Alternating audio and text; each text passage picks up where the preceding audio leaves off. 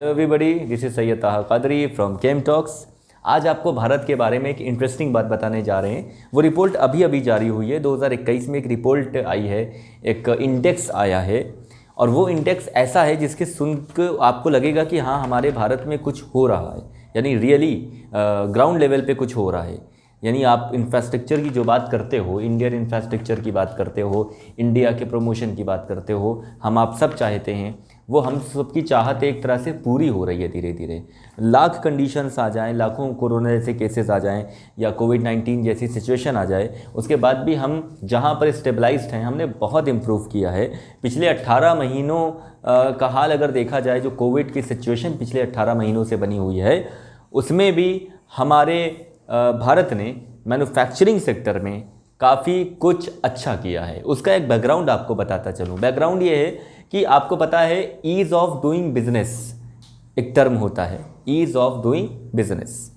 इस टर्म का मतलब होता है कि आप किस देश में, किस कंट्री में हैं और वहाँ पर कितनी आसानी से बिजनेस करने की फैसिलिटी आपको प्रोवाइडेड है, या कितनी आसानी से आप बिजनेस कर पा रहे हो।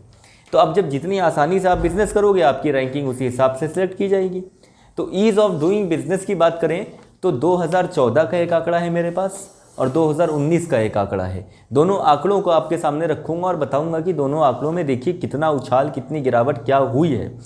पहला आंकड़ा है 2014 का। इंडिया जो है 204 रैंक से पहुंच गया था 79 पर। आप ज़रा इमेजिन करिए कि अगर कोई 200 के रेंज में है, कोई कंट्री 200 उसकी संख्या है, 200 उसकी नंबरिंग है, 200 के आसपास, और वो अगर उछाल मार के सीधे पहुंच जाता है 79 पर, तो अपने आप में एक बहुत ही बड़ी बात होती है ये। और ये मेरा अपना आंकड़ा नहीं है, ये एक सरकारी आंकड़ा है जो मैं आपके साथ शेयर कर रहा हूँ। दूसरा 2019 का आंकड़ा है जो बहुत ही इंटरेस्टिंग है। ये 169 से 69 पर सीधे पहुँच गया मामला, यानी इसमें भी पूरा आपको 100 रैंक का एक बहुत बड़ा उछाल दिख रहा है भारत की तरफ से। तो ये जो उछाल दिख रहा है ना आपको, ये किस सेक्टर की वजह से दिख रहा है आपको पता है? मैन्युफैक्चरिंग सेक्टर की वजह से। और आपको पता है कि कोई भी देश की इकोनॉमी सबसे ज़्यादा निर्भर करती है तो आजकल के समय में मैन्युफैक्चरिंग सेक्टर पर ही निर्भर करती है। अब एग्रीकल्चरल सेक्टर भी उतना ज़्यादा फ्लरिश कहीं नहीं कर रहा है, क्योंकि हर जगह कंस्ट्रक्शन हो रहे हैं, हर जगह buildings, machines, everywhere there are so many assets. So if you will go with the realization of assets, you will come with the manufacturing sectors. तो ये तो मैं ease of doing business की बात कर रहा था। जो मैं आपके साथ शेयर करने जा रहा हूँ वो बहुत इंटरेस्टिंग चीज़ है। वो ये है कि एक आंकड़ा कह लीजिए उसे, या आप इंडेक्स, सीधे उसे इंडेक्स कह लीजिए। अलग अलग तरह की इंडेक्स होती है। तो एक इंडेक्स है जिसका नाम है ग्लोबल मैन्युफैक्चरिंग रिस्क इंडेक्स। इसको ये हर साल एक जारी होती है, मतलब हर साल पब्लिश होती है। इसको पब्लिश करता है कशमैन एंड वेकफील्ड, एक ऑर्गेनाइजेशन है, एक फाइनेंशियल सर्विस प्रोवाइडर है जो रियल इस्टेट्स की एक बहुत बड़ा नाम है, बहुत बड़ी कंपनी है, बहुत बड़ी फाइनेंशियल सर्विस है। ये इस आंकड़े को जारी करती है। किस हिसाब से जारी करती है, क्या देखकर जारी करती है, वो आप समझिएगा थोड़ा सा। पैरामीटर्स क्या होते हैं सबसे बड़ी, देखिए आंकड़े जारी करना बहुत बड़ी बात नहीं है ना। अगर हम कहते हैं भाई इतने आंकड़े मेरे पास हैं, we want proof, you want proof, तो अगर प्रूफ की बात आएगी तो वहाँ पे हम आपको ले चलेंगे उन पैरामीटर्स पे, जिन पैरामीटर्स पर ये तय होता है कि हाँ, कितनी सारी कंट्रीज़ को पीछे छोड़कर हमारा कंट्री मैन्युफैक्चरिंग यूनिट में बहुत आगे निकल चुका है।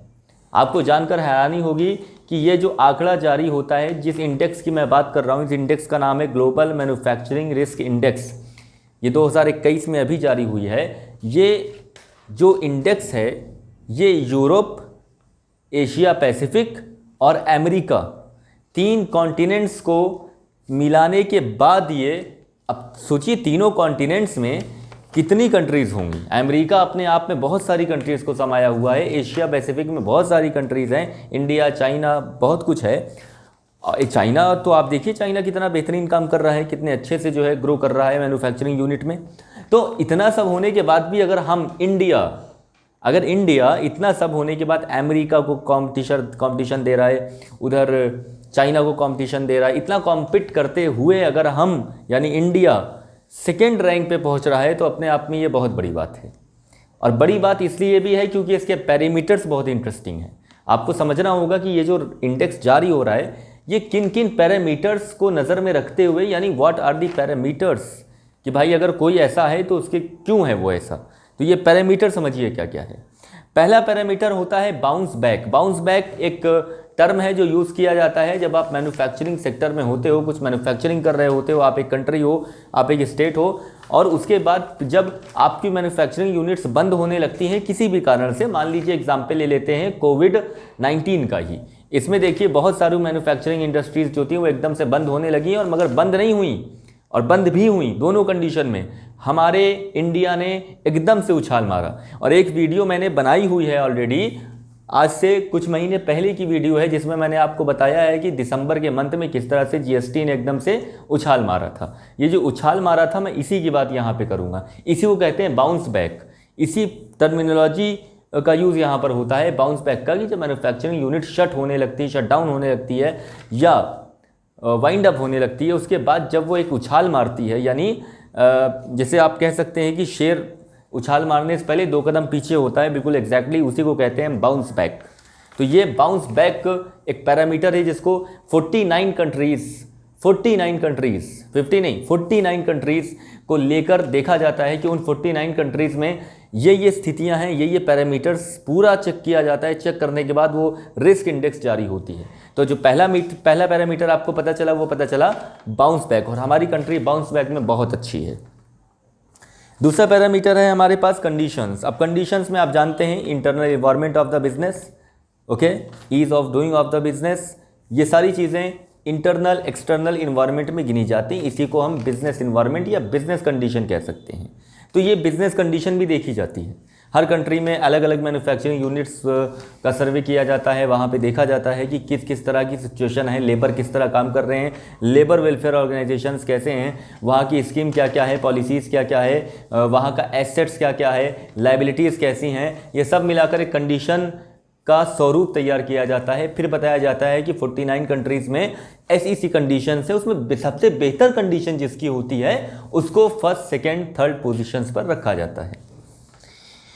तीसरी जो पैरामीटर है वो भी इंटरेस्टिंग है, समझिएगा उसको। अगर आप इकोनॉमिक्स पढ़ते हैं या इकोनॉमिक्स में इंटरेस्ट है आपको, तो आपको ये पैरामीटर ज़रूर समझ में आएगा। इसको कहा जाता है कॉस्ट। अब कॉस्ट का मतलब सिर्फ ये नहीं होता कि 1 रुपया 1 पैसा।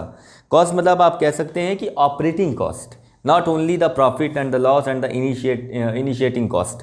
एक तो 3 तरह की कॉस्ट होती है। एक तो इनिशिएटिंग कॉस्ट है कि भाई आपने बिजनेस में पैसा कहाँ से लगाया, कैसे लगाया, हाउ, और दूसरा है कि ऑपरेटिंग कॉस्ट है कि आप बिजनेस को ऑपरेट करने में कैसी कॉस्ट को यूज़ कर रहे हो, कितनी कॉस्टिंग कर रहे हो। उसके लिए अलग अलग जॉब कॉस्टिंग वगैरह है, ABC कॉस्टिंग, अलग अलग रूल्स आते हैं। अगर आप इकोनॉमिक्स और अकाउंट्स के स्टूडेंट रह चुके हैं तो कॉस्टिंग एक बहुत बड़ा सवाल होता है, क्योंकि जब आपको मान लीजिए आपको 1 टन लोहा जो है वो आपको मैन्युफैक्चर करना है। 1 टन लोहा मैन्युफैक्चर करने के लिए आपको सिर्फ 1 टन लोहे का वज़न या 1 टन लोहे की कॉस्ट नहीं निकालनी है। आपको 1 टन लोहे को मैन्युफैक्चर करने में मिनिमल कॉस्ट जो आ रही है, अल्टीमेट कॉस्ट, मिनिमम कॉस्ट, वो तक आपको कैलकुलेट करनी है। तो अब आप सोच लीजिए कि कॉस्टिंग कितना मेजर फैक्टर है, कितना मेजर पैरामीटर है इस तरह के इंडेक्स को जारी करने के लिए। अब जो लास्ट है, चौथा है, वो भी बहुत इंटरेस्टिंग है, वो है रिस्क। हर बिज़नेस में रिस्क होता है, हर बिज़नेस का अपना एक कायदा कानून होता है। आपको पता है कि more the risk more the profit, जितना ज़्यादा रिस्क होगा उतना ज़्यादा प्रॉफिट होगा। ये सिर्फ मेरे कहने वाली बात नहीं ना, बिजनेसमैन ने इसको ट्राई भी किया और सक्सेसफुल हुए हैं। हमारा कंट्री भी इस रिस्क टेकिंग पॉलिसीज़ में या रिस्क टेकिंग स्ट्रेटजी में बहुत अच्छा है। यानी यहाँ के बिजनेसमैन कह लीजिए, यहाँ की कंपनीज कह लीजिए, वो रिस्क लेती हैं तो सही समय पे और सही जगह रिस्क लेती हैं। तो ये बहुत बड़ी इंटरेस्टिंग फैक्टर है कि 4 पैरामीटर्स हमारे बिल्कुल परफेक्ट जा रहे हैं इस वक्त। बाउंस बैक है, कंडीशन है, कॉस्टिंग है और साथ ही साथ रिस्क फैक्टर है, जो बहुत बड़ा फैक्टर होता है किसी भी बिजनेस को ऑपरेट करने में। आप समझ गए कि किन किन पैरामीटर्स पर हमारे इंडिया को सेकेंड रैंक दी गई है। कितना कुछ ट्राई किया गया होगा, कितना कुछ सर्वे किया गया होगा, और ये पिछले 18 महीनों से सर्वे किया जा रहा है। आफ्टर 18 मंथ आपको ये देखने को मिला है कि बताइए कोविड-19 जैसी सिचुएशन में भी भारत ने इतना अच्छा परफॉर्म किया है कि second most favourable and most favourable global index में अपना नाम इन्होंने रख लिया है, नाम इन्होंने लिख लिया है, नाम अंकित करवा लिया है कि भाई second most favourable manufacturing hub ये बन चुके हैं इंडिया। और इसी वीडियो के साथ जय भारत, जय हिंद, नमस्कार। Share the video, like the video and comment.